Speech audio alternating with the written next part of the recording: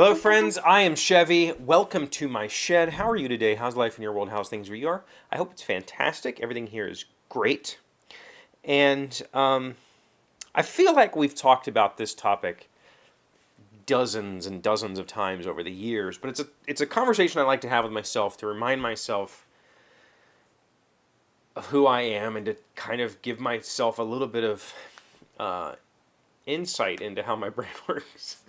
And that is problem solving. I watched a video Sunday from Laura Kampf. She's a German maker, YouTube maker, and she talked about her process with making, and about, to her, it's the problem solving that makes making interesting to her. And I 1,000% identify with that. For me to want to make something, it has to be novel. I get excited about new techniques. I get excited about new design. I get excited about new ways of approaching something that I haven't tried or learned before or seen before. That's the part that makes things exciting for me. And that's like everything that I do. I try to, I don't necessarily try to, but I need to seek out the novelness of something in order to be really invigorated by it. And when I get that thing that's like, oh, I'm going to do this thing, and that's going to make it awesome, then I'm all in. But the problem is, let's take my day job. The work that I'm doing for my day job right now is the most menial, just absolutely brainless job that I've ever had to do, and it's taken me months and months and months, and there's probably still months left, and it's just, I'm not engaged at all.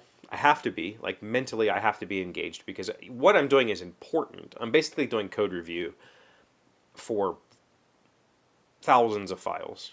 I don't know if that's necessarily true, but there's at least 500 plus files, and I'm doing code review on all of it. And I need to stay focused in order to do that. But there's absolutely nothing novel about it. There's absolutely nothing interesting about it. It is just a mindless task without being mindless. I don't know how to explain it. The point is, it's not exciting. But I have to do it. It's just, it has to get done. I can't wait until it becomes interesting. It's never going to be interesting. And so how do I push myself to do the thing that isn't problem solving? Because problem solving, that's the fun part. There are moments in there where the person who touched this code before me did something that I need to fix, and so there's a tiny, but usually it's they put a variable in wrong or something. So I fill that gap. I fill that lack of novelness with my side job. Now the side job, I've been going pretty steady on it now for a week or so, 2 weeks, a week. It's been a week. I kind of abandoned it in January. I just did not have the mental space for it. We talked about that. But this past week, I've put in a lot of hours and got a lot of progress. And people suggested some things. One of those things that they suggested was kind of a pretty complex thing. And the product owner kind of pushed back a little bit, said, I don't know if we can do this. We need to think about how it's done. I took a look at the problem and was like, I can do this. And I did it yesterday. It took me about, say, 4 hours-ish, start to finish. And it was a refactor, move stuff around, make sure it's accessible from 2 different applications, that sort of thing. And at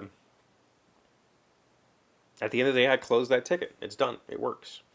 And I told everybody, hey, this is going to be in the next release. And I immediately got, praise. Thank you. Oh, my God, that's huge. I'm so excited for this, or whatever. And the reality is, so the novelness made the problem solving of how to fix that particular situation. It's a, without trying to be too technical, it's some shared resources, or a resource that I needed to share that wasn't previously shared, and I had to break it away from its parent and make it a shared resource between 2 different things. That was an interesting problem to solve, But what happened, the real like, the real feeling of success for me was that praise. It was the thank you for doing this. This is going to be a game changer for me, and that feels so great. And I think that's for me. The problem solving leads to that. When the problem solving leads to that, that's my happy space, right? When I can solve a problem for somebody, and they're appreciative of it, I'm in bliss. And so I think maybe for myself internally, when I solve a problem for myself and I appreciate myself for it, I think that's a pathway to growth, right? For me personally, and what I need to figure out is how to apply that appreciation to myself for doing the stuff I don't want to do or that isn't interesting. That's the part I'm working on. I don't know if any of that made sense. In my head, as I was upstairs thinking about it and walking down here, yeah, I was thinking, all right, this is a good thing. I don't know. Did I say anything that made any sense at all? It's just a different way of thinking, right? It's just a different way of saying, this thing is going to be interesting to me because I'm going to feel good about it at the end, regardless of whether the task is menial or not. It's going to be interesting. But boy, do I love problem solving. I think that's why I like board games, video games. Like, I really love puzzle games. I just like solving puzzles. I like solving problems. I try to solve problems for everybody and everything that I do in my life. I try to provide value so that I'm not in the way. I'm not harming anybody, or I try to just be good. I'm not going to say I always succeed. I'm a human. I screw up sometimes, but I really like that feeling when you do something and it works and you get the feedback that's like, dude, that's awesome, thank you. Whew, that hits hard.